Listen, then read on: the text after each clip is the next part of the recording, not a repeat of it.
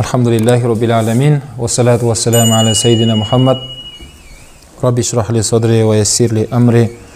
Wahlul uqdatan min lisani yafqahu qawli. Allahumma la ilma lana illa ma 'allamtana innaka antal alimul hakim. Thumma ma ba'd. Assalamu alaykum wa rahmatullahi wa barakatuh. Hurmatli bavurlar. Allah subhanahu wa ta'ala dersimizni berekeli, hayırlı etsin. Faydalı bilim alat majlisden bo'lib nasip etsin inşallah. Bizler Jami Vasaya Fiddin ve Dünya деген kitap boyunca ders өткеле жатырмыз. Dünya және ahiretimizге өсиет деген kitap. Бүгінгі дәрісіміз мынау тақырып бойынша әрине шайтан лаън деген, лағнеті шайтан туралы болады екен. Оның азғыру жолдары. Жалпы шайтан іблисті Алла субханала ва тағала оттан жаратты. Оны неден жаратқан? Оттан жаратқан. Міне сол себепті адам ашуланған кезде дәрет алу, немесе шомыл, немесе су іш деп атқан сол. Өткені су от сөндіреді ғой. Шайтан оттан болғаннан кейін адам ашуы кеп тұрған кезде барып дәрет алса, ашуы басылады. Сол шайтанды Алла субхана ва тағала оттан жаратты. Енді сіздерге сұрақ. Періште неден жаралған? Нұр. Шайтан ше? Адам ше? Жындар ше?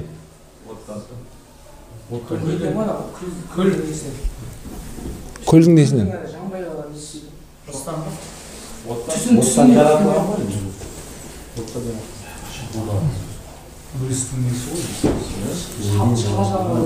Несі білсін?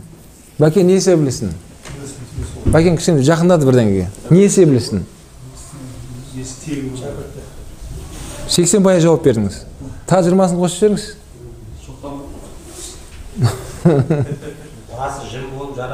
Міне. Негізі жынның тегі жын ол кісі. Жаңа шайтан ол сол жынның несі? Жалғасы. Жындарды Алла Тағала сол неден жаратқан? Оттан. Іблис, шайтан соның несі? Жалғасы үшін. Сол іблис жын, шайтан деген сөздің мағынасы шатана деген түбірден шығады, алыстау деген сөз. Ол қазір уақыт өткен сайын, барған сайын Алладан алыстап жатыр. Алла рахматынан болды, үміт жоқ ода. Раджин деген сөз мағынасы үмітсіз деген сөз. Қуылған шайтан, үмітсіз сол шайтан. Алла сақтасын. Шайтан да күнә жасады, адам пайғамбар да күнә жасады. Алла Тағала адамды кешірді, шайтанды кешірмеді. Енді екеуінің күнәсін ғұламалар қараса, шайтан нәпсіге беріліп жасаған. Такаппарлам жасаған. Адам алейхиссалам нәпсіге беріліп күнә жасаған. Жеме деген жемісті жеді. Кейін тәубасын Алла Тағала қабыл етті де осы жерге түсірді. Адам алейхиссаламды. Ғұламалар соны айтқан. Адам нәпсіге беріліп күнә істесе, ол кешіріледі деген. Такаппарлардың күнәсі өте үлкен ауыр деген да. Өткен іблисті Алла кешірмеді дейді. Ол қалай такаппарланды? Адам пайғамбарға Алла Тағала бүткіл атаулықтарды үйреткенін айтты Бақара сүресінде. Аллама Адам ал-асма куллахум деп келеді.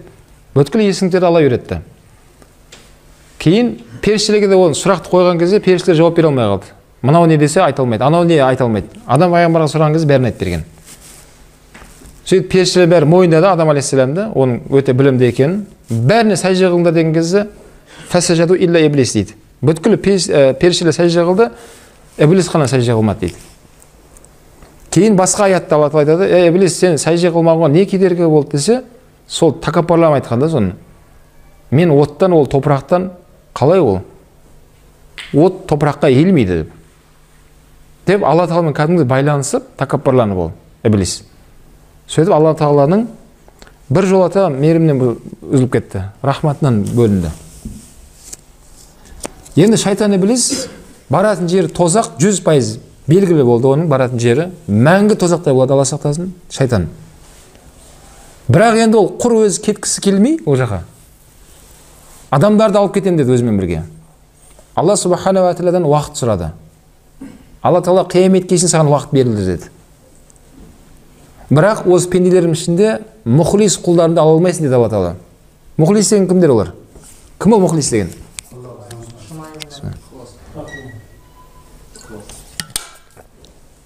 Мұхлис дегендер Алла үшін жүретін адамдар. Не істесе Алла үшін істейді. Біреу көмектесе Алла үшін көмектеседі. Бүткіл өмірін Алла үшін істейтін адамдар мұхлис дейді. Рия үшін емес, біреу мақтау үшін емес, біреу айтса үшін емес. Кім үшін бұл? Алла үшін. Сондай адамдарды мұхлис деп айтады. Сол мұхлистен болып нәсіп етсін бауырлар. Соны Алла Тағала ескертті оған. Мұхлис пенделерім бар, олар ала алмайсың сен деді. Олар азғыра алмайсың деген сөз. Сосын дұшпанымыз жайында болады бауырлар бүгін. Өткен дәрістерде өткен едік. Ең үлкен қатты дұшпанымыз ол шайтан еді. Біз бір-бірімізге бауырмыз, біз бір-бірімізге дұшпан емеспіз. Бірақ сол ібліс ортамызға түсіп алып, бір-бірімізді дұшпанға айналдырады. Көршімен көршіні ұрыстырады, ерлі зайыптыларды бір-бірімен қырылыстырады, ағайындарды бір-бірімен араластырмайтын қылып жібереді. Да басқасын басқа. Қараңыздар, бүткіл сол күнәнің бәрінің басында жүретін сол іблис. Және оның әскерлері бар, жындардан болған. Және мына жақта да адамдар бар. Адамдар да бар екен, соның әскері болып жүрген. Ана Нас сүресінде Алла айтады ғой, Қул аузу бираббин нас, маликин нас, илахин нас, мин шаррил васвасил ханнас. Алла Тағаладан сол уасваса қылатын шайтаннан пана тіле, азғыратын адамдардың пана тіле деп келеді. Аллади уасвису фи судурин нас, сондай көкірек тұсынан уасваса қылатын шайтаннан пана тіле деп айтып жатыр да. Минал джиннати уан нас. Уасваса қылатын жындар бар екен, адамдар бар екен. Аятта оны Алла бізге ескертті. Жаңа жындар көрінбей азғырса адамды, адам көзіңді бақырайтып қойып азғырады. Көзің бақырайтып қойып адамды күнәға тартады. Адамды қылмысқа, күнәға. Олар сол шайтанның әскерлері солар. Адам көзіңе көрінеді, танисың сен. Досың болуы мүмкін, көршің болуы мүмкін, біреу болуы мүмкін. Бірақ шайтанның әскері ол адам. Алла сақтасын. Содан Алла мені құтқар. Алла өзің сақта деп айт деді ғой. Құл деген сөз, айт деген сөз. Қул аузу бираббин нас. Айт деп Алла Тағала аятта солай бастап тұрды. Сол шайтан іблис ең үлкен дұшпанымыз екен бауырлар. Ол дұшпанымызды танымасақ, оған түсіп қалуымыз мүмкін. Бүгінгі дәрісіміз сол жайында болады. Аллах Тағала жаалахум яраунал инсан мин хайсу ла ярахум инсан. Алла Субханала ва Тағала шайтанды, іблисті жаратқан, ол көреді. Бірақ адамдар оны көрмейтін қылып қойған. Ол бізді көреді. 24 сағат жанымызда жүреді. Әрқайсымыздың шайтанымыз бар. Бір адам өмірге келсе, шығып, оның да бір несі бірге жүреді. Әрқайсымыздың шайтанымыз бар. Нәпсі мен шайтан екеуі бір команда, иман мен ақыл бір команда. Ортасында қаласаң мынаған көмектес, қаласаң мынаған қолда. Бізге ерік беріп қойған Алла Субханала ва Тағала. Ақыл мен иманды қолдасаң, олардың алып баратын жер сені Алла рахматын алып барады иншалла. Мәңгі жәннатқа кіресің сен. Нәпсі мен шайтанға поддержка берсең, олардың баратын жері тозақ. Алла сақтасын. Өзің таңдайсың, өзің сол жолға кіресің. Сол үшін Алла Тағала бізге мына өмірде ерік беріп қойған. Өйткені адам пайғамбарды жәннатта жеме деген нәрсесін жеген кезде Алла Тағала айтты, мен сен ана өмірге жіберем де, осы жер әлеміне Алла Тағала жіберді адам пайғамбарды. Бұл жақта саған ерік бердім. Қаласаң же, қаласаң құлшылық қыласаң қылмай қой деді. Бірақ қайтадан мына жәннатқа келгің келсе, Алланың бұйрығын орындайсың деп Адам алейхиссаламға осындай ескертіп берді.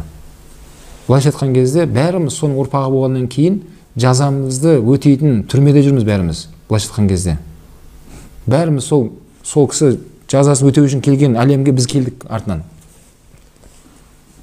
Қалайсың ба, қаламайсың ба, Алла сондай қылып қойды. Ал мәңгі тұрақтанатын орнымыз ол ақырет. Ол жәннат иншалла. Ал бірақ шайтан іблис сол адам пайғамбарды қалай азғырып, әйелі арқылы мына әлемге түсірген болса, күнә істеткен болса, енді ұрпақтары бізді де қоймайды енді ол. Өйткені Аллаға уәде берді ол. Және өзі ғана сол неге кіріп кеткені оған қатты өзіне ашынып жатыр былайша айтқан кезде. Адам пайғамбарды себепті мәңгі тозаққа кетейін деп кетеді ол. Сол себепті ол сол ашуын орындау үшін ұрпағымен қосып тозаққа алып барамын деп күні түні соңымыздан қалмай, Алла сақтасын, сондай қылмыспен айналысады ол. ولكن ما هذا كله فالشيطان يسخر تماما بكل قدرته وأسلحته أمام أمرين أعطاهم الله تعالى برحمته وفضله للإنسان дейді. Енді шайтан негізінде қанша бір азғырса да, қанша ой салса да, бірақ Алла Субхана ва Тағаланың мархаметімен, Алланың кеңшілігімен адамдарға берген сол кеңшілігінің арқасында ол кішкентай біз үшін. Қолыңды қайырып күнә жасата алмайды. Сен кетіп бара жатқан жағыңда машинаңды тоқтатып тастап мына жаққа бұрып жібере алмайды. Ондай істей алмайды. Оған ондай не берілмеген. Мынада екі жағдайда шайтан іблис үмітсіз қалады екен бізден де. Yani işinizi істей алмай қалады екен. Екі жағдайда. Біріншісі ал-иман ва таваккул ала Аллах Тағала. Иманыңмен Алла Субхана ва Тағала тәуекел қылған кезде болды. Шайтан тоқтап қалады екен. Шайтан. Адам сол иманның несімен тәуекелге бару керек. Не нәрсеге тәуекелге бару керек? Құлшылыққа, жақсы амалдарға. Мысалы, қабыл болсын бауырлар, әрқайсымыз әртүрлі жаста намазға тәуекелде бастап кеттіңіздер ғой. Әлі тәуекелге келе алмай жатқан қаншама кісілер бар. Алла хидаят берсін сол кісілерге. Әні бастайып, міне бастайып, Құдай қаласа, ниетім бар, оқимын ғой деп қанша адамдар тәуекелге бел бола алмай жатыр. А егер тәуекелге бел буып бірден бастап кетсе ғой сол кісілер, онда олар білетін еді, намаз ондай қиын нәрсе емес екенін көретін еді. Рамазанда ораза деген тым солар ойлағандай нәрсе емес екен олар түсінеді. Мына иблис оны істетпеу үшін көп уәсваса қылады да, міне олар тоқтататын нәрсе не екен? Тәуекел екен. Тәуекелге барған кезде فمهما عبس إبليس وجنوده فهو يقف خائفا خاسرا هاربا لا صلاة لا قوة ولا قدرة. Тәуекелге барған кезде ол тоқтап қалады екен, иблис тоқтайды екен, әскері де тоқтайды екен. Ешнәрсе істей алмай қалады, бәлкім қашады дейді. Мұсылман белді буып тәуекелге кіріскен кезде, міне Алла разы болсын, қанша балалар мерге тәуекелге бел буып Құран жаттауға кірісті медресеге, мысалға. Сол кісінің ата-аналарына да Алла разы болсын, тәуекелге бел буып баласы жұмсайтын уақытта, пайдасы тиіп тұрған уақытта Құранға беріп жіберді. Балам Құран жаттасын деді. Міне тәуекел деген нәрсе сол ғой. Тәуекелден бара алмаған адамдар кейінге қысыра береді. Келесі жылы, одан кейін әйтеуір болашақта жоқ, болашақта емес. Тәуекел деген нәрсе мен бірден бастап кету керек. Екінші жағдай хуал истиғфар тауба.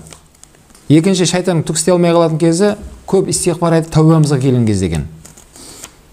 Мысалы шайтан адам соңынан қалмай, қыр соңынан қалмай бір күнә жасатты. Тырқылдап риза болып күледі екен адам күнә істеген кезде. Бәрі дегенім жеткіздім ғой, бәрі істеттім ғой, көрдің ба деп күледі екен. Истиғфар айтып тәубасына келген кезде еңіреп басынан топырақтарды шашып жылайды екен ол оңбаған. Неше күннен бері қыр соңынан қалдырмай істеткен күнәм бәрін жоқ қылып жіберді ғой мына истиғфара деп. Алла Субхана қараңыздар, истиғфармен, тәубамен жоқ қылып жібереді екен. Қате күнәңнің бәрін. Бірақ ол тағы да қайтадан соңына түсіп, тағы да бір күнә істеуге салпылдап бірге осылай. Сол үшін истиғфар деген нәрсе бар, бауырлар, күніге Расулаллах үйретті бізге. Расулаллах күніге неше мәрте истиғфар айтатын деді? 100 мәрте деп келеді, 70 мәрте деп келеді. Ұйқыға жатар алдында истиғфар айту. Истиғфар деген кезде ғұламалар айтқан, жатып алып астағфиралла, астағфиралла емес.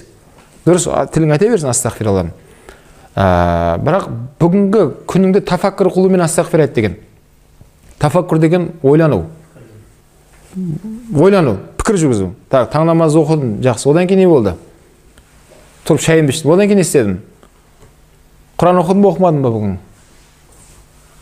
Құран оқыдым ба, оқымадым ба? Құранның бетін аштым ба бүгін жалпы? Аша алмадым ба? Одан кейін не болды? Жұмысқа бардым. Жұмысқа не болды? Қалай болды? Ешкімге ренжіс қалмадым ба? Жолда біреуге зиян тикетпеді ма? Қалай болды? Яғни түске дейін кәдімгідей көз алдында көрінеді, сіз біреуге зиян тиді ма, пайдаң тиді ма? Сол кезде астағфиралланың есіңе алып кете береді бірге қосылып. Сөйтіп, егер біреуге зиянымыз тиіп кеткен болса, оны түртіп қоямыз иншалла. Келесі күн оны кешірім сұрау керек барып. Бәке, айып етпеңіз, кешір мен кішкене қатты кетіп қалыппын, айып етпеңіз.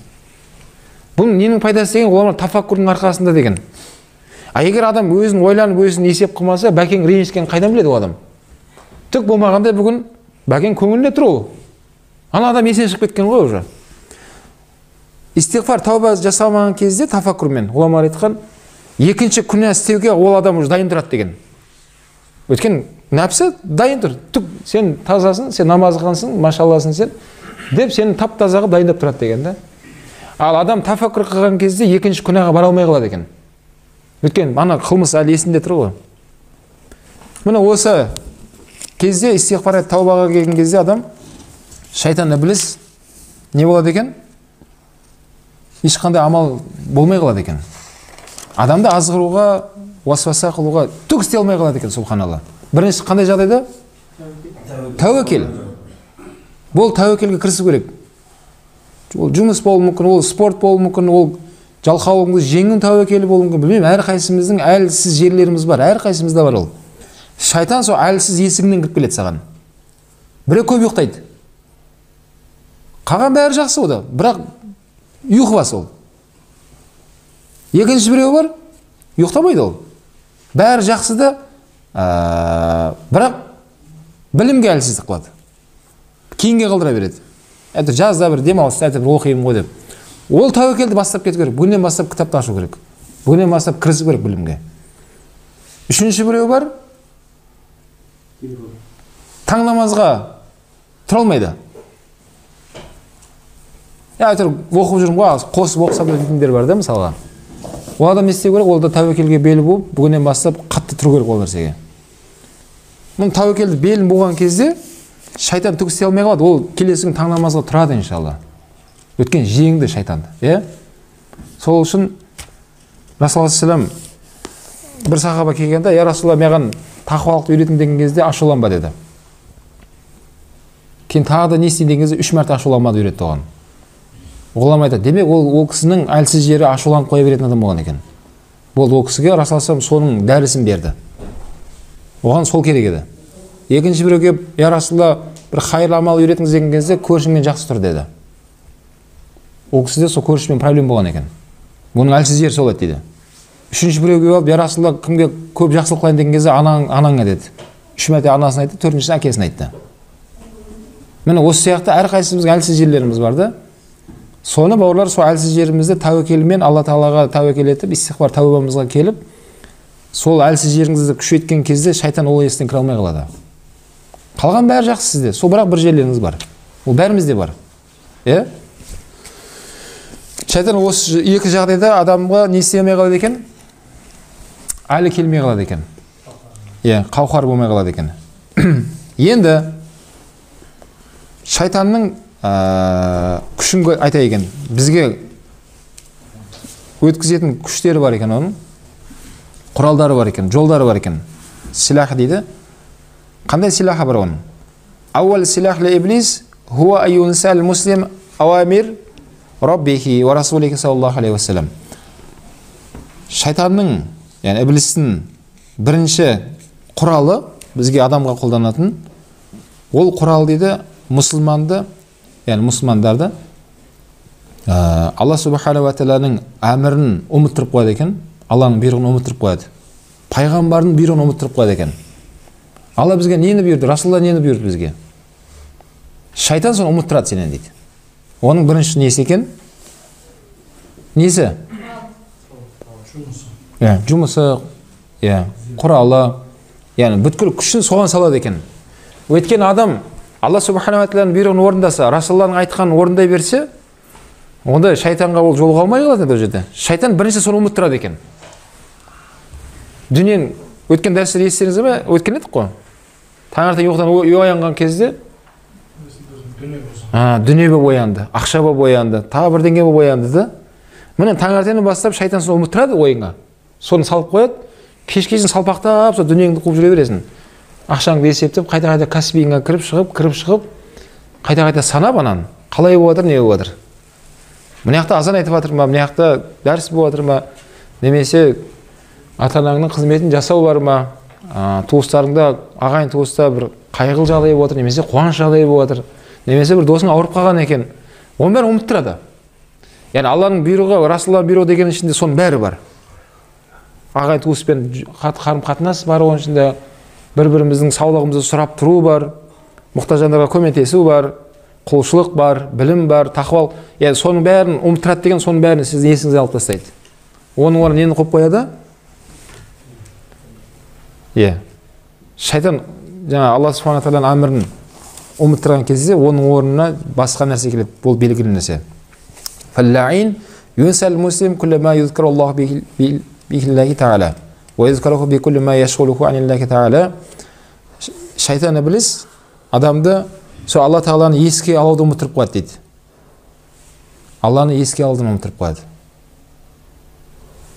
Алланы еске ұмыттырғаннан кейін оны Алла Субхана ва тағаладан басқа дүнияви нәрсенің бәрін есіне салып қоя береді дейді. Не бір миыңа идеялар алып келеді.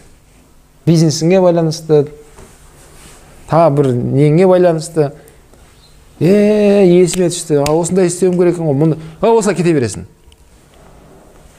Бауырлар, дұрыс түсініңіздер, біз өткенде өттік ол жайында. Мұсылман адам дұрыс дүниемен айналысу керек. Мұсылман адам бизнеспен айналысу керек. Мұсылман адам бай болу керек. Мұсылман адам пысық болу керек. Сөз айтқан, мына денені дүниеге саламыз да, жүректі Аллаға арнаймыз деген едік. Дұрыс па? Дүние қолда болады дедік. Бұл жердегі проблема жүрегімен, тәнімен, жанымен кіріп кететін адамдар ғой бұл жерде. Проблема осы жерде болып тұр. Сөйтіп шайтан адамды аздырғаннан кейін ол адам адасып кете береді. Алла Субхана ва тағала Анғам сүресінің 67-ші аятында айтады: Аузу биллахи минаш шайтанир ражим. Ва иза раайталлазина яхудуна фи аятина фаарид анхум хатта яхуду фи хадисин гайри. Пайғамбар салам айтады Алла тағала: біздің бұйрықтарымызды ұмыттыратынды көрсең, фаарид анхум, ондайлардан бұрылып кет деді. Яғни Алла Субхана ва тағала естен шығаратын бір мәжіліс болуы мүмкін, адамдар болуы мүмкін. Алланы естен шығартатын адамдар болса, олардан бұрылып кет қал деді пайғамбар. Ол бәрімізге айтып тұрған аят мынау. Хатта яхуду фи хадисин гайри. Тіпті сол отырда қалған адамдар сол әңгімелерін өзгертпейді екен, сен ол жерге оралма деді. Сен ол жерге барма. Өйткені олардың темасы не болып жатыр ол жерде әңгіме? Ол жерде бір пайдалы нәрсе болып жатқан жоқ. Уайым юнсияннака шайтану фала тақуд ма'да зикра ма'ал қауми залимин. Шайтан іблис сендердің естеріңнен шығартады деді. Шайтан естерінен шығартады. Және сондай залымдар бар деді. Қауымдар бар, залым. Ондайлармен де отырма деді. Демек, Алла Тағаланы еске алмайтын отырыс емес ол. Яғни пайдалы отырысқа жатпайды ол. Бір өсек, ғайбат, бір болмайтын әңгімелер, баяғыда жүргендері, бірдеңе істегендері, ондай жерге отыруға болмайды балалар. Оның баршасы Алланы естен шығаратын отырыс болып есептелінеді. Біреу істеген қылмысын айтып беріп жатыр. Құдай кешірсін деп қойды арасында. Жұтып қой уақытында солай дейді. Мысалға да өзінің қылмысын тәубе етіп, Аллаға айтып жалбарудың орнына адамдарға ашкере ететін адамдар бар. Алла сақтасын. Бірінші несі не екен шайтанның сөйтіп? Бірінші адамды бірінші құрал не екен шайтан? Алланы ұмытып тұрады. Ал біз негізінде Алланы еске алып жүргіміз керек. Әрбір сәтте, әрбір кірген шыққан деміміз Алланы еске алумен кіріп шығып тұру керек қой, субханалла. Тамақ жеп жатқан кезде Алланы еске алып бисмилламен бастаймыз. Бұл Алланы еске алып жатқан сәтіміз. Үйге кіретін кезде ассаламу алейкум деп кіреміз. Солай ғой? Алланы еске алып жатқан сәтіңіз. Ұйықтайтын кезде де не дұғалар бар. Алланы еске алып истиғфарға жататын, ұйқыдан оянған кезде де дұғалар бар. Көлікке мінген кезде дұғалар бар. Ойламаңыз, соның бәрі жай нәрсе емес. Соның бәрі Алла Тағаланы еске алу үшін қойылған амалдар, соның бәрі. Соны істеп жүру арқылы иншалла біз Алланы естен шығармаймыз. Алланы естен шықты дегенше біліңіздер, шайтанның несіне кетіп жатсың сен уже. Шайтан адамды сөйтіп ары алып кете береді. Алыстатып. Шайтанның бірінші адамға қолданатын тәсілі адамды не істейді екен? Алланы ұмыттырады. Намаз кейін оқи саласың, пайға тұра тұр, енді қолың тимей жатыр ғой, көріп тұрсың ғой. Немесе биыл оразаға енді өткені дәрігер айтты ғой саған, ұстамауға болмайды саған, ұстамай-ақ қой. Кейін болашақта әйтеуір бір ұстап бересің. Әйтеуір болашақ әйтеуір бітпейтін, сұра береді ары қарай, субханалла. Болашақта барсың ба жоқсың, оны бір Алла біледі. Қараңыздар, ал бірақ күнәсі келген кезде ешқашан болашақта айтпайды ол. Қазір істеп қал дейді. Ой, мен нағыз демалыс, бұндай отырыс бола бермейді. Мені осы жерде істеп қалу керек саған деп әдемі көрсетеді. Ал жақсы амалды кейінге сұрады. Бұл шайтанның бірінші тәсілі. Екінші тәсілі هو أن يصد المسلم عن ذكر الله والصلاة ويشغله بالخلق وبالعداوة والبغضاء. Екінші тәсілі мұсылмандарды Алланы еске алудан, намаздан тосып қояды дейді. Кәдімгідей тосып қалады екен де, қалай тосылады десе, оны дүниенің қызығымен содамен алдап қояды дейді. Болды, сен тосылып қалдың. Қараңыз, бірінші естен шығарады екен, екіншісі енді тосып қояды сені. Ой, қазір емес, әлі жассың, намаз оқығалы ерте, қажылыққа барайын десе, кейін қартайған кезде барасың, әлі бармай-ақ қойып, ораза ұстайын десең, деп адамды не істеп қояды екен? Тосады екен кәдімгідей. Мені жеткізіңіздер, намаз оқымай жүрген адамдар тәубасына келсін, субханалла. Шариғат бойынша ер адамдарға 12 жаста парыз болды. Қыз балаларға 9 жастан бастап 5 мезгіл намаз оқу парыз болды. Оразасын ұстау парыз болды. Осы жастан бастап Алланың 40 парызы парыз болды әрқайсымызға. Балаларымызды сол жастан бастап үйрету керек. Расулаллах балаларды 6 жастан бастап намазға бұйырыңдар деген. 10 жасқа толған кезде немқұрайлық қарап жатса қаттылық қылыңдар деген Расулаллах 10 жаста. Қара. Ал көпшілігі оған мән бермей жатыр. Міне естен шығарып жатқанда шайтан екен, Алланың бұйрықтарын, және екінші амал не екен оның? Тосып қояды екен.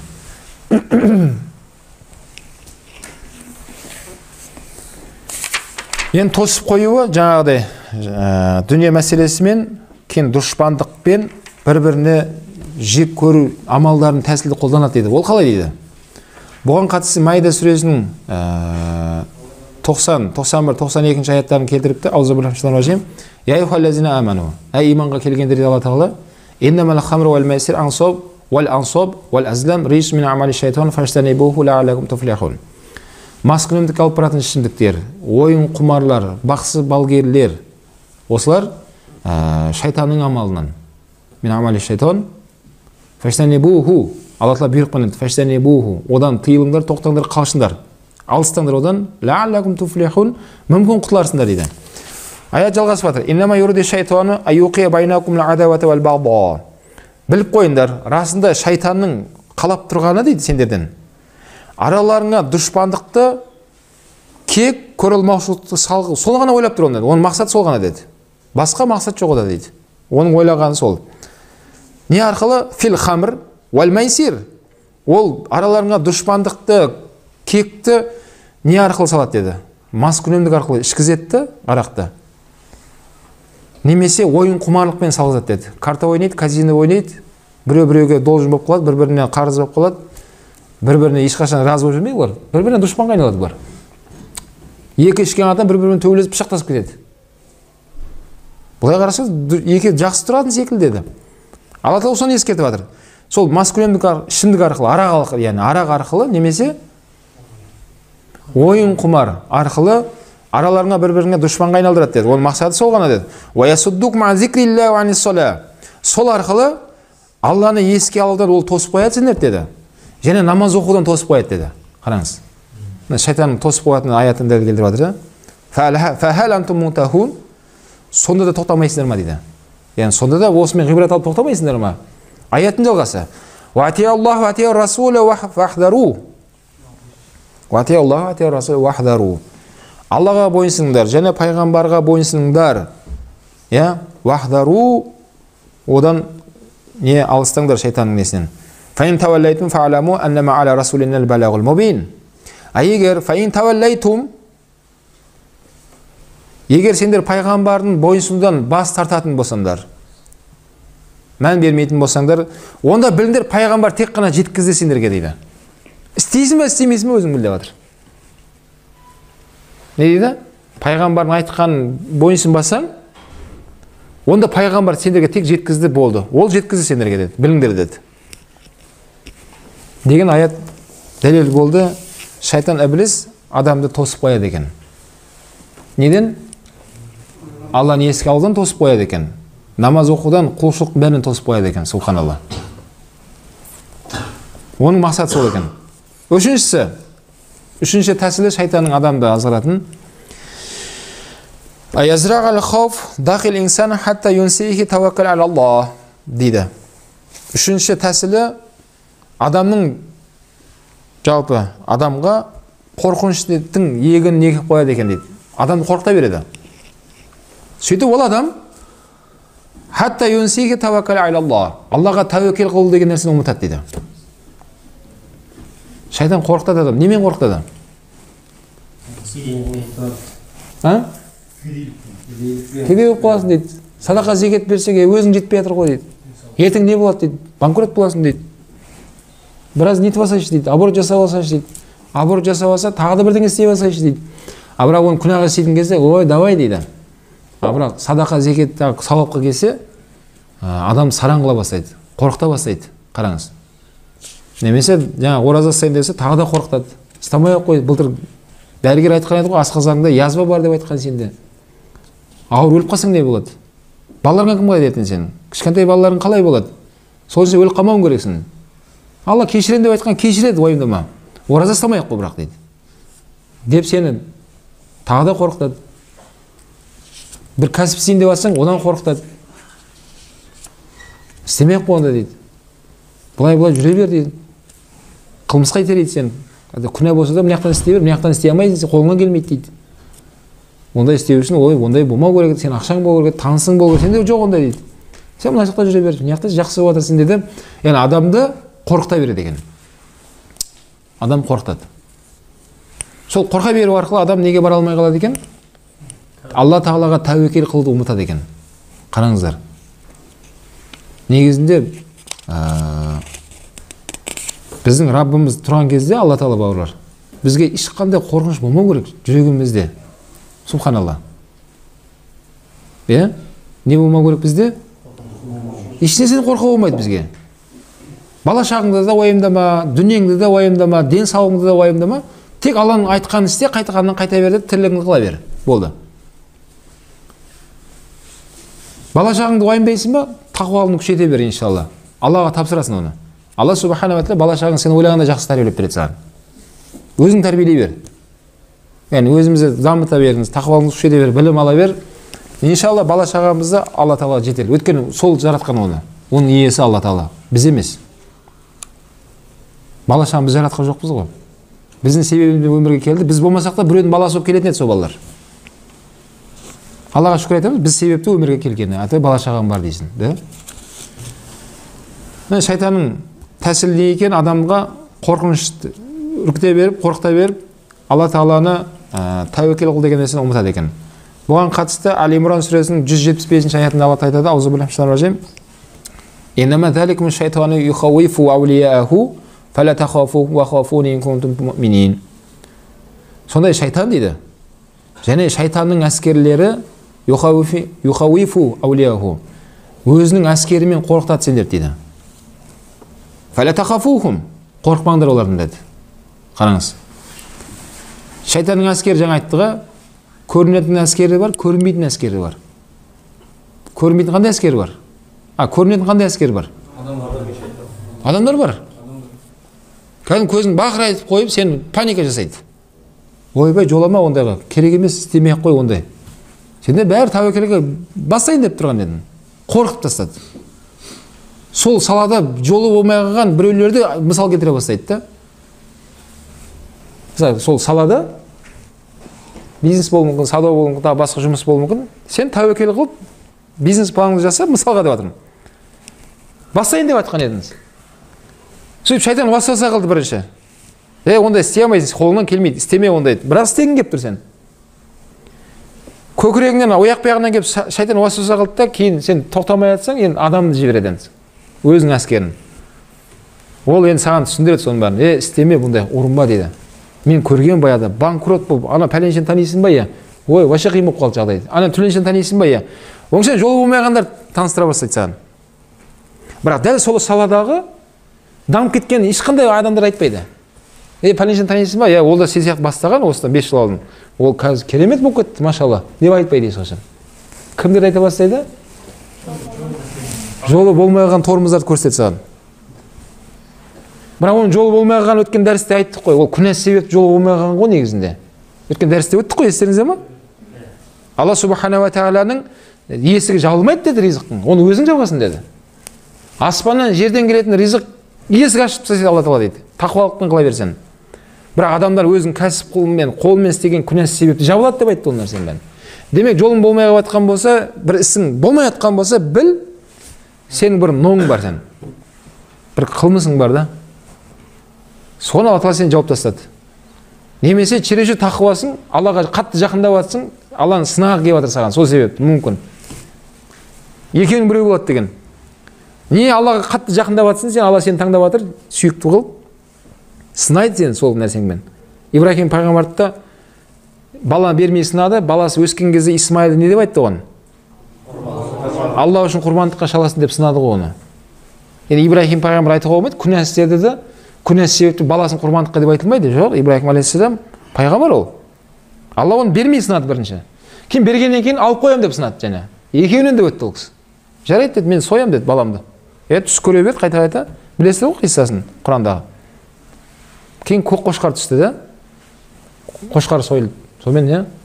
Бірақ оған дейін шариғаттың айтқан нәрсесі емес, адамдар өздерінің қолдан жасап алған нәрсесі еді ғой ол. Осыдан осы тірлігін болып кетсе, Алла ана балам сен үшін құрбандыққа шаламын деп баласын сойып жіберетін ол кезде. Жахилет кезінде сондай болған. Алла міне саған деп осы ниет қылып жатырмын, осы аман-есен барып келсем, немесе осы сапарыма, балам сен үшін құрбан. Аман-есен барып келеді, әке балам, Аллаху акбар кетті. Баузап жіберетін болған. Міне соның нүктесін қоятын уақытты сол кезде еді, Алла тағала соның нүктесін қойып берді. Адам тоқтатыңдар деді, ондай харам нәрсе жасамаңдар деп көк қошқарды берді. Осыны сойыңдар деді. Ол үшін тәуекел деген нәрсе бар, бірақ сол тәуекелді адамды әлсіретіп жібереді екен. Не арқылы? Адамды қорқыту арқылы. Міне Алла тағала ескертті соны. Шайтанның достары бар деді. Достар арқылы сендерді қорқытады деді. Соның әскерлер арқылы. Фәлә тахафухум, олардан қорықпаңдар, уахафуни ин кунтум муъминин. Одан қорықпаңдар, менен қорқыңдар деді. Егер момын болсаңдар деді. Біз тек қана Алладан қорқымыз керек бауырлар. Мұсылман адам тек қана Алладан қорқады. Ол үшін де білім керек. Алладан қорқу үшін адамға не керек? Білім керек. Шайтаннан қорықпау үшін адамға білім керек. Сол үшін білім парыз болған. Білім алған сайын түсіне бастаймыз. Жолдарын түсіне бастайды екенбіз. Төртінші тәсілі шайтанның адамға қолданатын аязраға дахил инсан адамның қанағаты ва рида ва аннаху даиман фи ихтияжи илал мазид фаяшғуру даиман бил фақр вал хажатын ва ин кана ғаниян дейді. Төртінші тәсілі адамның ішіне, жалпы адамға қанағатсыздық және разы болмау деген нәрсені егіп қояды екен. Соны кәдімгідей сіңдіріп, соны орнатып қояды екен. Нені орнатады екен? Екі нәрсе. Қанағатсыздық және еш разы болмау. Егер осы нәрсе екеуі тұрған кезде дейді адамға, ол адам дейді, мынау өмірден әрдайым өзі кедей секілді, мұқтаж секілді сезінумен жүреді дейді ғой өмір бойы. Тіпті бай болса дейді, өзін кедей сезінеді дейді. Неге кедей сезінеді? Неге кейбір байларға дүние жетпей жатыр? Қанағат жоқ. Қанағат жоқ. Ойлаңызшы.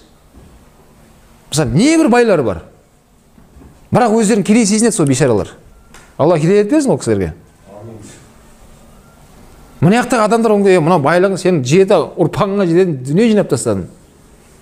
Сен кішкене ақыретіңе ойлап, кішкене сауап істемейсің бе десе, жоқ, болашақта жетпей жатқан. Одан кейін оның ар жағындағысын көріп тұрады, оған талпынады, оның ар жағындағысын көреді, осылай кетіп бара жатыр.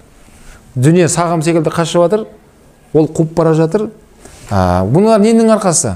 Қанағатсыздық арқасында. Қанағат деген өте жақсы байлық екен бауырлар. Адамда қанағаттылық болса, ол адам бай адам екен. Альхамдулилля дейді. Киімім бар, Құдайға шүкір дейді. Әйтеуір жүріп тұратын көлігім бар, Құдайға шүкір дейді. Кәсібім бар, бала-шағам бар. Жейтін наным бар үйде. Альхамдулилля дейді. Бұл бүгінгі күніме Алла мен разымын дейді. Ертең күнімде осындай қылып қойса Алла. Әйтеуір ақырет мәңгі қойды. Ол бақытпен өмір сүріп Аллаға жақындап бара жатыр. Ал қанағатсыздық болған кезде ол адам бір нәрсеге асығып бара жатқан адам болады, бірақ оны жете алмайды ол адам. Ол қаша береді, ол қуа береді, арқасында осылай. Екінші, разы болмау деген өте үлкен қылмыс бауырлар. Біздің тағдырымызды кім бекітті? Адам, Алла бекітті. Тағдыр разы болу керек адам. Ол иманның бір шарты ол. Енді Абай атамыз айтады, қараңыздар. Абай атамыз не дейді? Байлықты да, кедейлікті де Алла жаратты дейді. Бірақ Алла сен кедей қылған жоқ дейді. Не дейді? Байлықты да, кедейлікті де Алла жаратты дейді. Бірақ Алла сені не істеген жоқ? Ауруды да, денсаулықты да Алла жаратты дейді. Бірақ Алла сені ауыртқан жоқ дейді. Міне шариғатта айтып тұр ол кісі. Сіз бе не айтып тұр? Яғни өзіне қараған жоқ та, сөйтіп жүріп жалпасын түсіп құлады, ауырды. Қараған жоқ өзіне. Енді Алла мені өйстіп жаратып, мен естеймін енді Алла. Ауырып қалдым енді. Аллаға жауама деп жатыр сен ауырғаныңды. Қазақ не еді?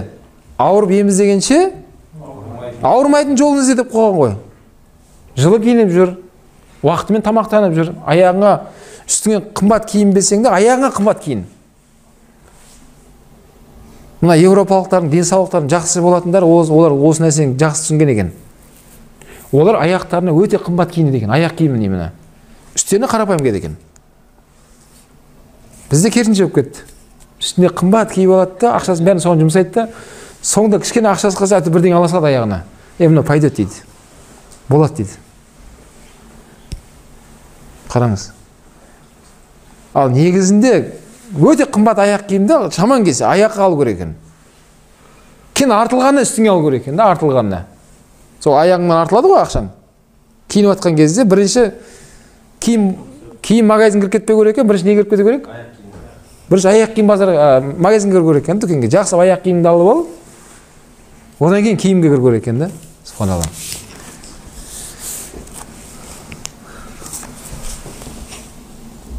Демек адам өзі жаңағыдай дұрыс емес жасап алады да, кейін разы болмай жүреді. Бәрін дұрыс жасау керек, разы болу керек, адам қанағат болу керек. Ал шайтан керісінше екен. Адамды қанағатсыздыққа тәрбиелейді екен, кейін разы болмайды. Неге разы болмайды? Өміріне разы болмайтындар бар мысалға. Өміріне. Құдай бетін аулақ етсін, қазір жынысын ауыстырып разы болмай жатқандар бар екен. Жігіттер қыз бола алмай жатыр, қыздар жігіт бола алмай жатыр, Алла сақтасын. Аузубилля. Шайтан ғой мынаның бәрі, шайтанның амалы. Сен кімсің Алланың несін өзгертуге? Рұқсат жоқ ондай. Тіпті мына дене бітімімізде бар ғой, ше, бауырлар. Алиасқарда 3-ші курста ғой деймін, осы біз өткенімізде. Мына дене операция жасау мәселесі келген сол жерде. Пластикалық операциялар жасалынады ғой. Соны 3-ші курста өткенбіз. Жасауға болады, жасауға болмайды, екіге бөлінеді, ол жерде патуасы. Жасауға болады, қашан? Жалпы әдеттегі адамның жаратылысынан өзгеше сенде бір жаратылыс баса. Мысалы, біреуде 6 саусақ бар да мынандай. Әдетте неше саусақ болу керек? Әдетте 5 болу керек. 12-6 болып кеткен. Бір саусағы артық. Ыңғайсызданады, адамдар амандасуға. Бір саусақ артық. Ондай адамдар да бар екен. Мен бір араб ұстазды көргенмін, сондай еді. Бір саусақ артық, сондай 6 саусақ. Енді шариғат оған рұқсат береді, соны операция жасап барып алдырып тастауға. Не үшін? Өткен әдетте адамдар 5 саусақ қой бәрінде. Ал бірақ мына мұрныңды ауыстыруға болмайды саған. Мына мұрным ұнамайды, мен мынандай мұрын қалайын. Мен мына құлағым ұнамайды, мен құлағымды мынандай қылғым келеді. Мына бетімді мынандай қылғым, болмайды олар. Харам оның бәрі. Тіпті шаш ағарған кезде оны қараға бояп тастау харам болады. Қына деген нәрсе бар, не қызылға бояйсың? Яғни қарадан басқаға бояуға болады. Шаш екі түрге болады. Болады, екі түрге болады. Өйткені әдетте шаш бар ма жоқ па баста? Жалпы әдетте. Біреулердің жаңағы денсаулығына байланысты ма, витамин жетіспей ме, шаштар түсіп қалады. Енді жаңағыдай медициналық немен шаш еккізіп болады. Ау? Сақал өсіруге болады. Әдетте жалпы сақал болу керек қой, болады. Ал сол әдеттен тыс нәрсені істетуге болмайды екен да. Нені дейсіз? Сол қараға бояу болмайды. Өйткені қараға не үшін болмайды деген кезде, қара адамды жас қылып көрсетеді екен. 50-дегі ағамыз шашын бояп алса, 35-тегі жігіт сияқты болып қалады. Қап-қара болып, ана көрген адам, мына кісі 35-те ма, бір 40-та ма деп тұр да ана кісінің. Ондай болмайды. Ал жаңағыдай қынамен немен бояп қойса болады. Ол сары не қызыл сияқты боянған көрініп тұрады. Яғни ағымды көрсетпейін десе де мысалға. Расылсам сол сақалда несін қынамен боянған риуаяттар келеді, ол проблема жоқ. Бауырлар, демек өмірімізге разы болуымыз керек, өзіміздің дене бітімімізге разы болуымыз керек. Кәсібіңе разы бол. Бала шағыңа разы бол. Әйелден разы болмайтындар бар екен. Әйелдеріне разы болмайтындар бар екен. Разы болмауы бұның 20 жылдан кейін басталды. Немесе 30 жылдан кейін ба? Неге әйелі баяғыдай қыз емес қойған? Фигурасы бұзылып кетті. Баяғыдай жас болмай қалды. Өзіңше. Өзіңде сол баяғы жасыңды қап кеттің бе не? Сен де қартайып кеттің ғой. Сол үшін бауырлар, бұл нәпсі деген нәрсе сондай. Ондай тек жәннатта ғана адам қартаймайды, жәннатта ғана сенің ойлағаннан артық болады. Әйелің де бәрі. Ал мына өмірде Алладан басқасы бәрі өзгереді бауырлар. Бірақ шайтан соны қараңыздар, адамды разы емес алып барады. Ойлаңызшы, немересі бар адам айырылысқан кісілер танимын мен. Немере сүйген адамдар, 50-ге тайып қалған адамдар ғой енді. Айырылысып кетті. Неге? Бір-біріне разы болмай жатыр. Қалай бұлар неше жылдан бері разы болып келеді екенді, мына жерде разы болмай қалды. Шайтан істеген жұмысы сол. Екеуін айырылыстырды. Менімен кездесті біреу. Соны айтады. Мен айтамын, сіздерге айтатын уағызым жоқ, мен не айтамын сіздерге дедім. Мен айтадым, егер жастар болса, енді үйленіп отқан болса, қойыңдар, үйлену оңай, отбасы болу қиын деп айтқан. Енді жассыңдар, кішкене сабыр етіңдер, уақыт беріңдер деп айтады. Мен сіздерге не айтамын мен? Немерелеріңіз бар адамдар. Не айтамын мен сіздерге? Мен жасында келмейді сендерге. Деймін ана кісілерге. Құдай сақтасын. Соның бәрі разы болмағандықтан екен. Ал адам разы болған кезде, бауырлар, не болады? Не болады? Сол бауырлар, жұбайларымызға разы болайық. Қалайсың ба, қаламайсың ба, Алла қалады соны. Алланың қалаған адам разы болу керек. Және сол бізге қайырлы болды. Бізге не болды сол? Сол қайырлысы негізінде, субханалла. Мүмкін біз өзіміз таңдаған баяғыда анау шүйке басқа үйленіп кеткенімізде мүмкін сол қызға. Мүмкін. Алла біледі, қазір біз қандай адамдар едік өмірде, оны Алла біледі. Ол жаны ойлауға да қорқынышты. Мүмкін деп адамын, мүмкін. Алиасқарда жүрген кезде 3-ші курста үйленіп бір жігіттер, қараңызшы, 1 жылдан кейін бітіретін балалар солар. Әйелі себеп кетіп қалған жігіттер танимын. Мысырға келді, анеді ауа райы жақпады, анау болды деді, мынау болды деді, сынақтар болып отыр деп жүрді. Сол әйелі кетті, артынан өзі де кетті, бәрін тастап кетті, субханалла. Сондай жігіттер танимын. Ойлаңызшы. Солға да. Сол Аллаға аят айтқанда, амваликум ауладукум фитна дейді. Әйел бала-шағаларың дүниелерің сендерге фитна деген ғой Алла. Ол фитна ол. Фитна деген сынақ деген сөз. Бол тағдырыңа разы бол керек, себебін жасаған боласың, іздеген боласың, көрген боласың. Алла қалаған кезде некен қиылады ғой сен. Алла қаламаса ешқашан сенеді, ешкім қоса алмайды. Ал қосылды ма, адам не істеу керек, енді соған разы бол керек. Бала шағыңа разы бол, кәсібіңе разы бол, денсаулығыңа разы бол, өміріңе разы бол, заманға разы бол. Бұның екінші жағы бар, шайтан бәрі наразы қыла береді. Недовольный етір. Өміріне де разы емес, бала шағасына да разы емес, өзіне де көңіл неге емес. Неге десе, ол бәрі кімнен екен оның бәрі? Кімнен? Ол шайтаннан екен. Шайтаннан. Бұл жайында Бақара сүресінің көрінбеді 268 ба, 168 ба. Аузу биллахи минаш шайтанир ражим. Аш-шайтану я'идукумул фақра ва я'мурукум бил фахша. Алла Тағала айтады. Шайтан дейді. Я'идукумул фақра ва я'мурукум бил фахша. Сендерді сол кедейлікпен қорқытады да, кедейлікпен. Сөйтіп сендерді қылмысқа бұйырады дейді. Я'мурукум бил фахша. Ой, қазір заман сондай, қазір сондай істемесең, ол күн көре алмайсың сен. Елдің бәрі істеп жатыр ғой солай. Олай істемесең болмайды, ондай мүмкін емес деп сені кедейлікпен қорқытады да, бір адал істеп жатқан кәсібің бар еді, адал істеп жатқан нәрсе бар еді. Соны арамда жүреді сол. Қараңыз, шайтан кедейлікпен қорқытады да сендерді не істейді? Күнәға итермелейді дейді. Күнәға. Валлаху я'идукумул мағфирата минху ва фадла. Бірақ Алла Тағала дейді. Алла Тағала кешірім етуге өз кеңшілігін жасауға ала уәде етті дейді. Қараңыз. Кеңшілік, байлық Алладан. Сен шайтанды тыңдама деп жатыр. Валлаху васиун алим. Алла Тағала білуші, өте кең дейді Алла Тағала. Бесінші тәсілі шайтанның аякунал қас фил а'мал вал aqwal вал тафақур ва такасур вал мазахир амамал халқ мин дуниллахи та'ала. Бесінші тәсілі шайтанның адамды азғыратын амалымен, сөзімен және көп жинаған дүниесімен балаларын, бала шағасымен мақтандыратын қып қояды адам дейді. Не істеп қояды дейді? Мақтанатындар бар.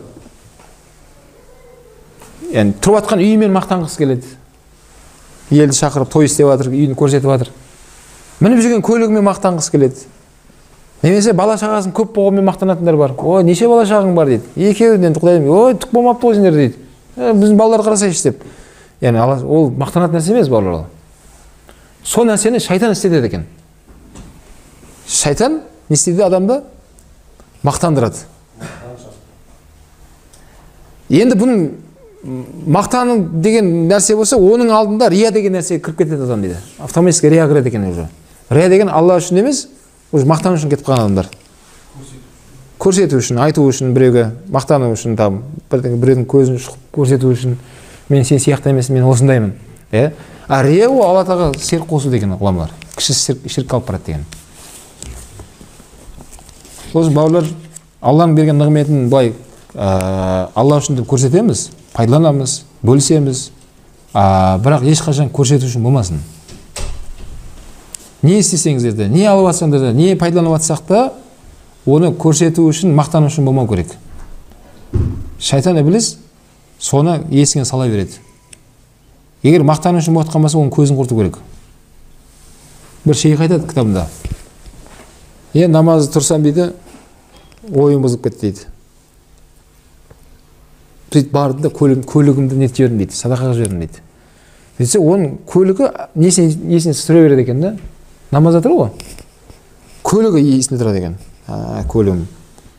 Сол намазымды дұрыстап оқу үшін көлігім садақаға жібердім дейді. Қараңыз. Сөйтіп намазда тұрсам дейді, киіп алған киімді есіме түсірді дейді. Сәлем бердім де киім садақаға жібердім дейді. Оса есен түскен нәрсен бәрін құртумен ең соңында айтады, сол кезде бар мен хушуқпен оқыдым деп келтіреді кітабында. Кітап кісі. Бұл деген сөз шайтан сондай екен да. Адамды есіне сала береді. Дүниеңді, көлігіңді, киіміңді, тағы бірдеңеңді, бір бизнесіңді, анаяқтағы шөтіңдегі ақшаң, басқа. Қараңыздар. Ол шайтанның мақсаты адамды Алланы еске алумен емес, дүниені еске алғызу арқылы Алладан алыстату сенің мақсаты, сол ғана. Ал адам Алланы еске алмай қолшылық жасаған кезде ол ләззаты болмайды. Ол жерде адам баракат ала алмайды. Ол кәдімгі спорт залға барған сияқты, тренировка сияқты болып қалады оған. Ғұламалар айтқан, құлшылықты, намазды құлшылыққа айналдыңдар, әдетке айналдырмаңдар деген. Құптан намаз әдетке айналып қалып кетпесін бауырлар. Сағат қарай құптан оқып алайын барып, кеттік жөнде құптан оқып алайық. Таң намазы оқып алайын, әдет болып қалмау керек деген. Таң намазды құлшылыққа айналдыру керек деген да ғұламалар. Таң намазды әдетке айналдырмаңдар деген. Біз әдет деген нәрсе бар ғой, білесіздер ғой. Аптасында 2 мәртебе, 3 мәрте залға барып жүгіру әдетің болуы мүмкін сенің. жаттығу әдетің болуы мүмкін. Сол сияқты құлшылықты неге айналдырмаңдар деген? Әдетке айналдырмаңдар дейді. Міне шайтан іблис адамды не істейді екен? Сөзімен, ісімен, дүниесін, бала шағасымен адамдарды не істейді екен? Мақтандыру нәрсемен соны қасты қылады дейді. Соны мақсат қылады да, соны әрдайым сонымен еске жүреді. Соны қайталай береді екен. Қайта да есіне салады, қайта да есіне сала береді.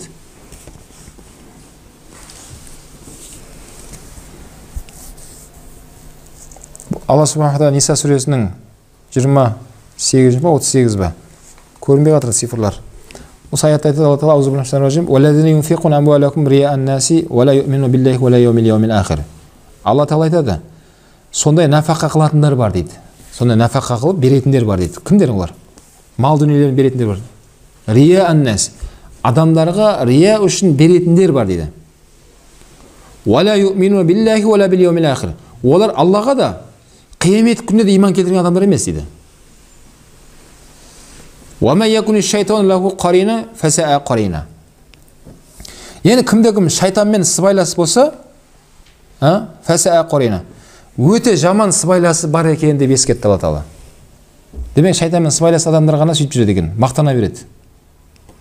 Көрсеткісі келеді, айтқысы келеді, біреуге басқа. Ал адамдар өздері көріп қойып, сыртынан біліп айтқаны ол қатысы жоқ адамға. Алла тағала біреудің абыройын көтеріп, сондай мәртебесін көтереді десе, Алла тағала бәріне естіртіп қояды, бәріне білдіріп қояды. Ал бұл нәрсе бірақ өзімізден болмау керек екен да.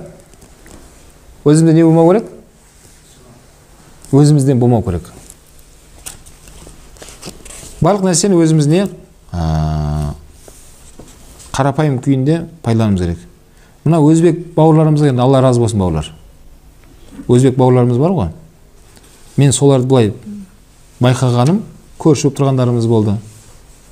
Өте бай адамдар бар, білдірмейді. Кәдім қарапайым шапанмен, галошпен жүреді. Өте бай адамдар бар бірақ, білдірмейді. Риза боласың, субханалла. Қарапайымдықтар соншалықты байлығын білдірмейді. Сондай кісілерді білдірмейді. Арабтарда мен сондай кісілерді көрдім, арабтарда. Қарапайым, сондай адамды ойлай алмайсыз. Кәдімгі Европада кәдімгідей әсер ететіндей сауда орталықтары бар, байлар бар Мысырда. Бірақ олардың байлықтары неде бар көрінді. 2009-да ма, 2008-де ма, кризис кеп, бүткіл әлемде бір кризис басталды сол кезде. Сол кезде есінде сол Мысырдағы арабтың байлары жаңағылар, қарапайым жүрген арабтар бәрі жиналып, дөңгелек үстел өткізген өздері. Кейін сол сияқты жүрген кезде естік та сол нәрсені, көрдік. Жаңағы байлар өкіметке айтып жатыр. Мына экономистердің айтыңдар, мынау кризис қанша жылға созылады деді. Соны есептеп беріңдер бізге деді. Примерно осынша жылға созылады деді. Кейін олар айтып жатыр, осынша жылда халықта ең негізгі нан, тағы біраз өнімдер еді. Солар қымбаттамау керек деді. Осынша жылға, осынша халықты алып шығу үшін қанша ақша керек бюджетке деді. Қара. Оны мамандар есептеп берді. Осынша жылға созылған кезде, осынша миллион халыққа шамамен осынша ақша керек деді. Сол жаңағы байлар бәрі ортаға тастап, сол ақшаларды өкіметке берді. Халық қинамай алып шығыңдар деді. Сендерге аманат деді. Ойлаңызшы, нағыз байлар сондай адамдар ғой негізінде. Біз сояқта жүрген кезіміз есімізде бір жүнай, бір гіней олардың ақшалары. Сол бір жүнайға 20 лепеш нан алатынбыз. Кризиске дейін де, кризистен кейін де ол жалғаса берді. Қараңыз. Енді өкімет не істеді? Жаңа байлардың берген ақшасынан пекарняға келеді, сен нанды қымбаттатпа халыққа деді. Сен сол бір жүнайыңмен сата бер. Қалған расходыңды, пайдаңды біз береміз саған деп жатыр. Жаңа общий қор болды ғой оларда. Сөйтіп ояқта біз сезген жоқпыз кризис, субханалла. Нан қымбаттаған жоқ, жаңа негізгі азық-түліктер қымбаттаған жоқ. Оны кім істеді? Байлар істеді. Нағыз елін ойлайтын байлар солай істеді. Біз сондай адамдар бай деп айтып болады да. Бірақ өте қарапайым жүреді. Мінген мәншелерін қарасаң, бұл қарапайым, елмен бірге мініп жүрген мәншелер арабтар. Талайын көрдім мен, субханалла. Бірақ сондай екен да, байлықтарын былай білдірмейді. Ешкімге көрсету рия үшін жүрген адамдар емес. Бірақ нақ уақыт сағат келген кезде Алла үшін бәрін төгіп тастайды. Алла үшін көмектесуге дайындап тұрады екен да, субханалла. Сол үшін адам байлық сұрау керек та, қайырлы байлық сұрау керек. Енді ол байлар түсініп тұр ғой, ол өздері үшін істеп жатқан байлықтар ғой оның бәрі. Енді ақыретіне қалдырып жатқан байлықтар олардың. Әрине. Сол үшін барлық сондай қайырлы бай болуымыз нәсіп етсін де бәрімізге. Yani bay bolayık barımız. Bırak hayırlı bay bolayık. Жомарт бай болайық.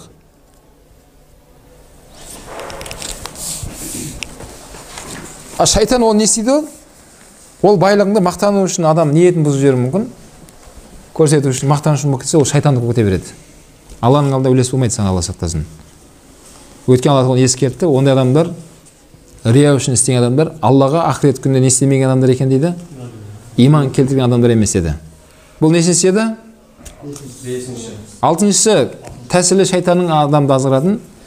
Хуа ғарасы иблис хуббул жадал ли изхар нафс би сарф назар ан хақ. Алтыншы тәсілі адамды азғыратын шайтанның адамды тәсілі адамға мынау ұрысу, біреумен тартысу, спорласу деген нәрсені кіргізіп ішінен дем беріп тұрады екен. Түсіндіре алдың ба? Алтыншысы не екен? Сөз таластырады. Кәдімгідей тартысады отырып алып. Жоқ, бір ақиқат үшін былай тартысуға болады. Онда өзінің жолдары бар. Өрде ақиқат болу керек, шығу үшін ортада кезекпен сөйлесетін, әділдік жүргізетін бір адам болады. 15 минут сен сөйлейсің, кейін сен сұрақ қоясың, мынау 15 минут сөйлейді, бұл жауап береді, былай, осылай. Бірақ жалпы отырып алып, дұрыс па, сенікі дұрыс емес па, отырып алып тартыса беруге болмайды бұлар. Не білім жоқ, не басқа жоқ, оны біліп тұрған жоқ, примерно ұрып жатсын. Главное, жеңіліп қалмайын, ұтылып қалмайын, тоқтап қалмайын деп та. Міне, бұл нәрсе шайтаннан болады екен. Адамды не істейді екен ол? Азғырып, тоқтап қалма, сен бұл жерде қазір үндемей қалма. Құдай сақтасын, өзінікін прав екенін дәлелдеймін деп өтірік айтып жүретіндер бар. Болмаған нәрсені бол жер деп жүретіндер бар, Алла сақтасын. Не үшін аятта жеңіліп жатыр ғой енді ол. Сол жеңіліп жатқанын көрсетпеу үшін адамдарға мысалға деп жатырмын. Өтірік қоса салуы мүмкін. Енді Құдай кешесін деп қояды артынан. Жоқ, ондай болмайды балалар. Былай ақиқатты талап ету, құқығын талап ету деген нәрсе бар. Өзінің жолымен, дәлелімен, айғағымен, куәгерлерімен болу керек. Кейін соған қарай, егер сенікі дұрыс емес болса, мұсылман адам мойындайды. Мұсылман адам не істейді? Қатесін мойындайды. Ол да бір мұсылманның сипаты. Бәріміз қателесеміз. Қателескенімізді көзім жеткен кезде адам мойындау керек. Өткен Құран кәрімде Алла айтады. Сендер бәрібір де өздерінің істеп жатқан нәрсені жаңағыдай біліп тұрдыңдар ғой деген аят бар да. Біреумен тартысып жатсаң да, біліп тұрсың, сен не правсың? Біліп тұрсың ішіңнен. Соны Алла соны ескерткен аят бар Құранда. Ойлаңызшы. Бірақ сыртқа білдірмейсің оны. Сыртқа сен дұрыс секілді көрініп, анамен тартысып жатыр, соттасып жатыр біреумен тұрып алып. Көке жәкесін салып, соттасып жатқандар бар. Соны дамытатын кім екен? Шайтан екен. Бұл тәсілді бұл шайтан негізінде көп қолданады. Отбасының ішінде көп қолданады. Ерлі-зайыптың арасында жақсы қолданатын нәрсені. Кәдімгідей нені әйелдерді дамытып, ойын күйеуіне қарсы сөйлетеді. Жеңіл қалма, тоқтап қалма, өшедіп, күйеуінде дамытады. Сен еркек емессің бе, ұрмайсың ба тұмсығынан? Қандай қатын ол саған қарап сөйлейтін? Тағы басқасын басқа.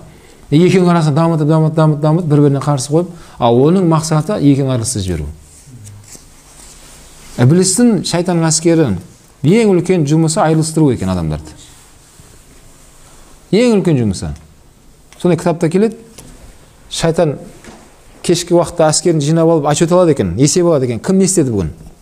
Біреу айтады, ұрлық жасаттым дейді, молодец, тағы кім не істеді? Біреу зина жасаттым дейді, біреу тағы бір барында кредит алғыздым дейді біреуге. Біреу арақ ішкіздім дейді. Бәрі күнәлар ғой бәрі. Әрқайсысы әлдеңе істеткен ғой адамдарға.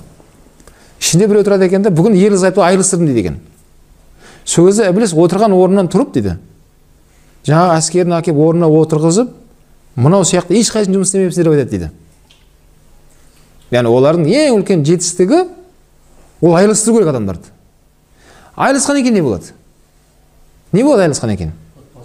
Бұлардың ана істеп жатқан жұмыстарының бәрін бір адам істеп жүреді ғой одан кейін. Бұл айырылысып кеткеннен кейін іше бастайды. Жаман жолға жүре бастайды. Балалар тірі жетім болып, олар да күнә қылмысқа кетіп жатты, тәрбиесіз өсті балалар. Не әкесінің тәрбиесін көрмеді, не шешесінің мейірімін көрмеді. Бітті, олар да бірдеңемен күн көріп отырады, бір жерлерде бірдеңе істеп жүр. Айелі де әйтеуір кетті бір жаққарап. Мысалға да, не болды? Әрқайсысы шайтанның дегеніне жетіп күнәға кіріп кетті бәрі. Әрқайсысы өз деңгейіне кіріп кете береді осылай. Басқаңыз автоматически өз жүріп кете беретін амал екен да ол. Бәрі айырылыспай тұрған кезде не еді? Ол кезде бұлар бұза алмай тұрған еді. Бәрі бір адамға бағынады, тәртіпке бойынсынады, бәрі сол күйеуінің айтқанын істейді, бәрі әке деп құрметтейді. Әкесі не айтса сол еді. Балалар да соған қарап отырып тәрбиесін алып жатқан еді. Үйінде бәрі баракат бар еді. Үйіп отқан, айранда үйіп отқан отбасы еді. Соны ірітті. Немен? Жадәлдеп жатқан жаңағы тартысу арқылы. Қыздың аузында сөз салып тұрады, мынаны айт, мынаны мынаны айт. Так, мына вариантты айт деген сияқты. Кімге де? Еркекке де одан да тағы несін дамытады оғанда. Ой, сен еркек емессің бе, күшің бар емес пе? Айыр адам дейді, басындырма дейді, үйтпе дейді, сөйтпе дейді. Екеуінде бір-біріне сөйтіп не болады? Ақыр соңы оның мақсаты екеуін айырылыстырып жіберу. Алла субханаху тағала Анъам сүресінің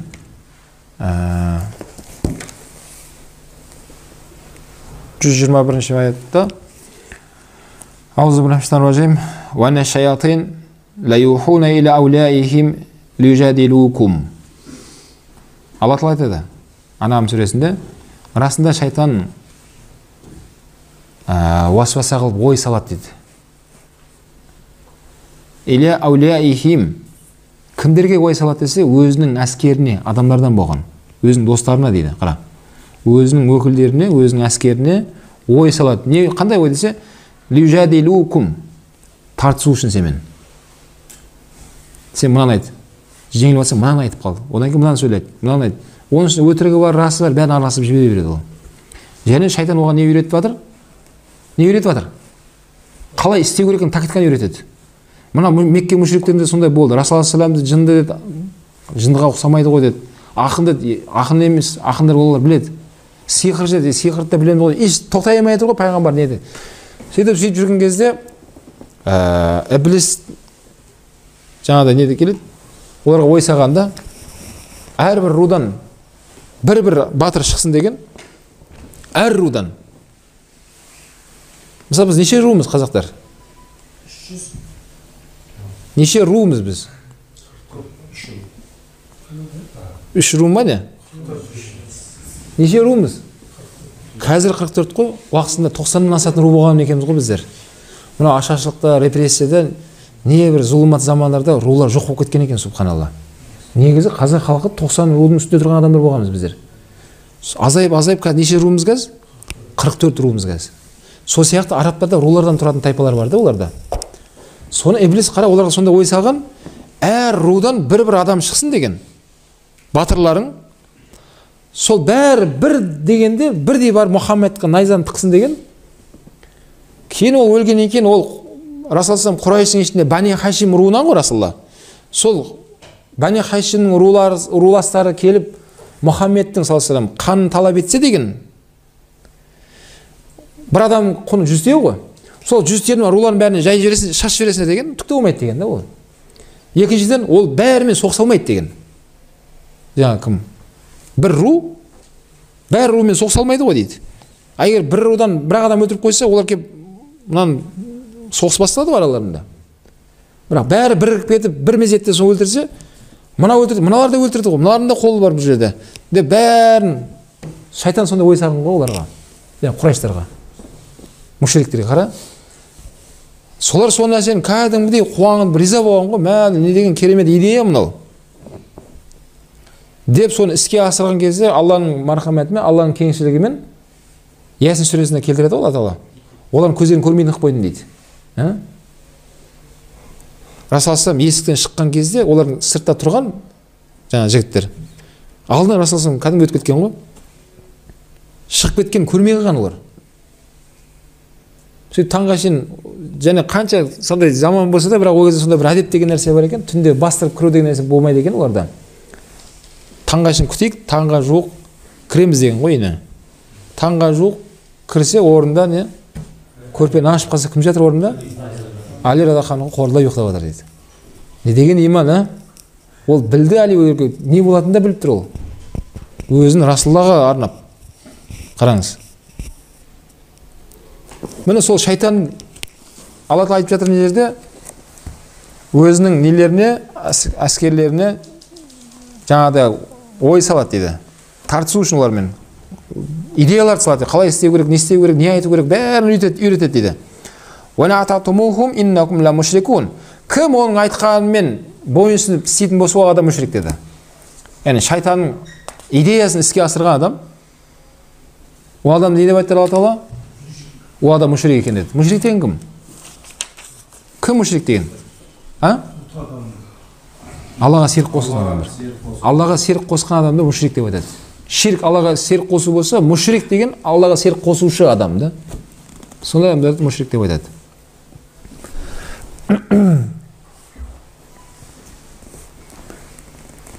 Шайтанның неше тәсілін өттік? Енді сол шайтаннан қорғанатын тәсілдер бар екен, соның дәрісіміз аяқталып қалды иншалла. Бірінші тәсілі шайтаннан қорғану керек қой бізге.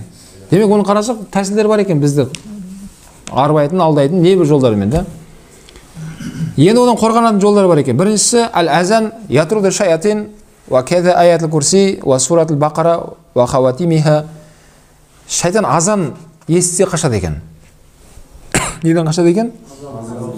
Азан айтып тұру керек. Үйде азан айтып тұрыңыздар, субханалла. Азан жақсы нәрсе. Балдарға азан айтқызып қойыңыздар. Азан бар ғой? Өте жақсы амал. Одан кейін шайтан қашатын, адамға жақындамай қалатын аятул курсиді оқып жүру керек. Не оқып жүру керек? Аятул курси. Сондай риуаяттарда келеді, аятул курсиді оқып шықса адам, жанында екі періште жүреді екен адамда. Жанында екі періште. Уақытысында сондай оқиға болған осы Алматыда. Қазір қазақ ұлттық атындағы Әл-Фараби атындағы университет бар ғой, Казгу дейміз ғой баяғы. Сол Казгу өзінің несі өте кең ғой алаңы. Аржан жатақханасы бар, Казгу ряд дейміз ғой енді. Сол жерде жаңа сабақтан шыққан үш қыз өздерінің ғимаратынан шығып жатақханаға кетіп бара жатқан ғой. Сол Казгу рядта болған кісілер болса біледі. Жатақхана мен корпустардың арасында талдар жасап қойған ғой, парк сияқты. И талдардың арасында бір жігіттер отырған екен. Үш қыз келе жатыр. Кішкене қараң кеш болып қалған кезде екен. Алдында бір қыз кетіп бара жатқан, артында екі қыз келе жатқан әңгіме. Үшеу келе жатқан бұлар дейді.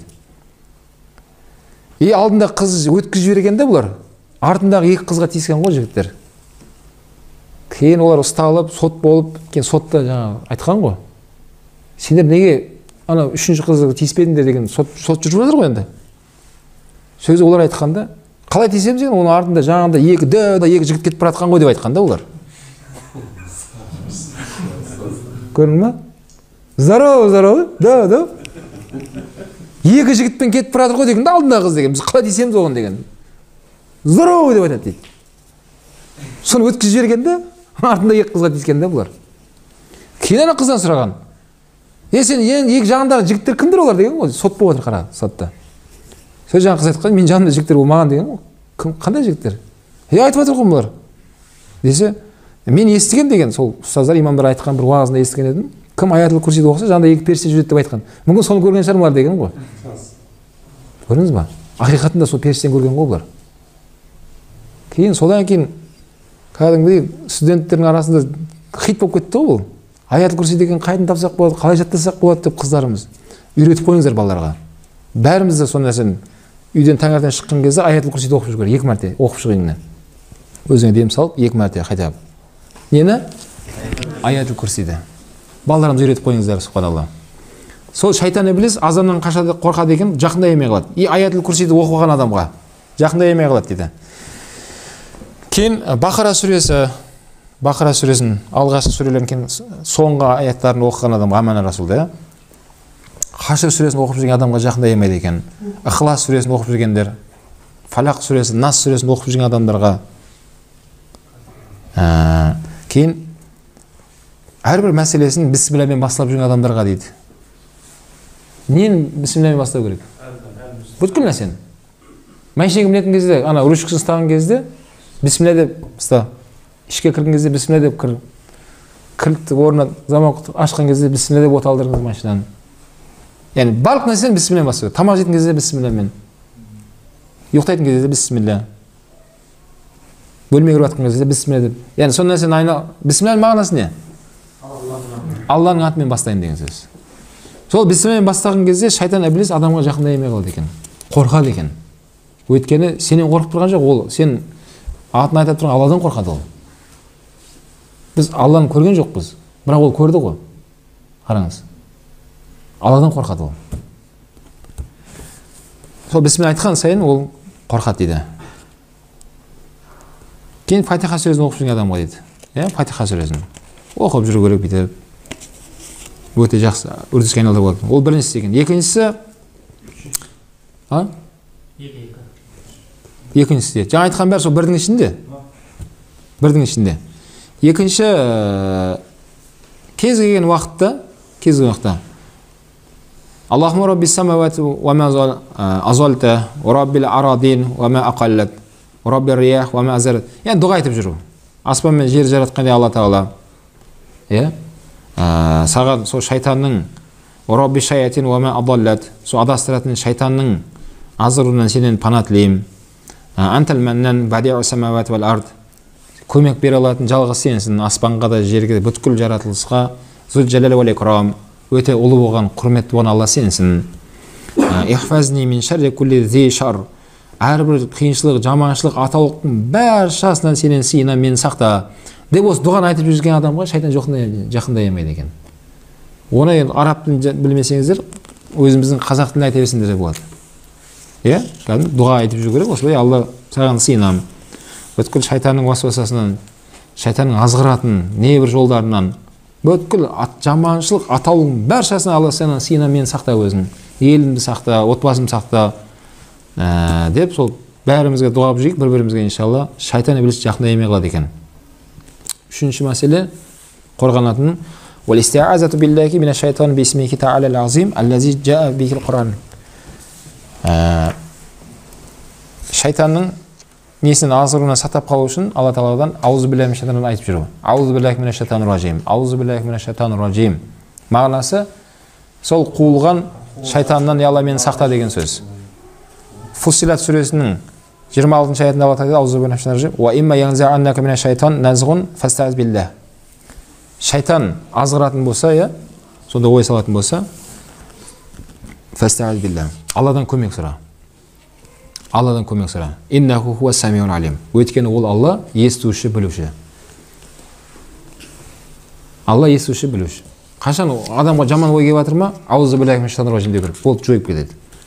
Жаңағыдай ашуың келіп жатыр ма, әйеліңмен жаңағыдай спор басталып жатыр ма, аузу биллахи минаш шайтанирраджим. Болды жоқ болып кетеді. Яғни кез келген жағдайда. Жаңағыдай бір мақтанғың келіп тұр ма, жаңа көрдіңіз бе қандай тәсілдер қолданады адамға. Не деп айту керек? Аузу биллахи минаш шайтанирраджим. Болды жоқ болып кетеді. Яғни соны әрдайым айтып жүру арқылы шайтан іблис жақындай алмай қалады екен. Төртінші тәсілі қорғанудың Расулullah айтқандай қылып дұға айтып жүру. Мән қала ла илаха иллаллах вахдаху ла шарика лаху. Расулullah айтады, кімді дұғаны айтса, Алладан басқа тәңір жоқ деп айтса, оның серігі жоқ деп айтса, лахул мүлк, бүткіл мүлк соныкі деп айтса, ва лахул хамд, сол Аллаға мақтау болсын деп Алланы мақтаса, ва хуа аля кулли шайин қадир деп айтса, бүткіл нәрсеге шамасы келуші, мия марра 100 мәрте айтып жүрсе, мына дұғаны. Қандай? Ла илаха иллаллаху вахдаху ла шарика лаху. Лахул мүлк ва лахул хамд ва хуа аля кулли шайин қадир. Міне қазір бір мәрте. Осылай 100 мәрте айтып жүрсе, күніне. Канат лаху харраза мина шаятин фи яумики залика хатта юмси. Күні бойы кешке дейін дейді, осы дұға оны сақтайды дейді. Шайтанның несінде болмайды деген. Шайтан үлесі болмай қалады сенде. Азғырайын десе азға қалмайды. Анаяға қашып кетіп та Bluetooth ұстамай жатыр саған. Анаяға отырып алып та азғырамай жатыр сен. Қараңыздар. Тіпті кейбір ғұлымдар айтқанда, Рамазан кезде шайтан кісенделетеді ғой. Шайтан. Сол қазір мына Bluetooth сияқты нәрсе ода бар деген да ғұлымдар. Рамазанда ораза ұстап жүрген адамдар күнәсі тегіс келіп тұратындар бар деген. Азғырып жатыр оны дейді. Кім азғырып жатыр десе, ана түрмеде жатқан шайтан ана жақта жатып алып, енді оразада Алла Тағала кісенде тастайды деді. Қараңыз. Сол ана жақта жатып алып та, мына жақтағы нені азғырады екен да адамды. Сондай сол кезде мына дұғаны айтып жүру керек екен да жаңағы. Расул айтқан, 100 мәрте айтып жүрген адамда кешке дейін дейді, шайтан оны нете алмай қалады дейді. Ешқандай азғыру оған жол болмай қалады дейді. Кәдімгідей жабылып қалады бәрі дейді, субханалла. Енді не болады? Шайтан болмаған екен жаныңда не болады? Жаңа нәрсенің бәрі орнына келеді. Өмірге қанағат етесің, шүкір етесің, разы боласың, машалла болады бәрі. Ешқашан жаман ой болмайды, ешкіммен ұрысқың келмей, төбелеспейсің ешкіммен, біреудің хаққысын жемейсің, күнә жасамайсың. Мына ой бәлкім періштелер сияқты нұрланып тұрады да ақылың сен. Нұр болып, жүрегіңдегі нұр, жақсы амал істеп, өмір бойы, күні бойы әдемі болады. Келесі күн тағы да сол. Тағы да осы дұғаны айту керек, иншалла неше мәрте айту керек? 100 мәрте. Иә? Ла илаха иллаллаху вахдаху ла шарика лаху лахул мүлк ва лахул хамд ва хуа аля кулли шайин қадир. Міне осыны қайталап жүріңіздер да, иншалла. Қайталап жүрейік бәріміз. Шайтан әбілісті қорғанудың жолы дейді. 5-ші тәсілі бар екен, соңғысы таңертең кешке дұға бар екен, Расул айтып жүрген. Таңертең кешке айтып жүрген екен. Аузу би вajhillahil карим ва би калиматиллахи тамматиллати ла яжавизухунна бирн ва ла фаджир мин шарри ма янзилу минас сама ва мин шарри ма я'рижу фиха ва мин шарри ма зара'a фил ард ва мин шарри ма яхруж минха ва мин фитнатил лайли ван нахар ва мин тавариқил лайли ван нахар илля тариқин ятриқул би хайр я рахман деген осы дұғаны Расулға Жабрил алейхиссаламға үйреткен екен. Бұны таңертең кешке айтып жүретін Расулда дейді, осы дұғаны. Осы дұғада адамды шайтанның несінен құтқарады екен? Азғыруынан, сондай несінен құтқарады екен. Субханака астағфирука ва атубу илайк.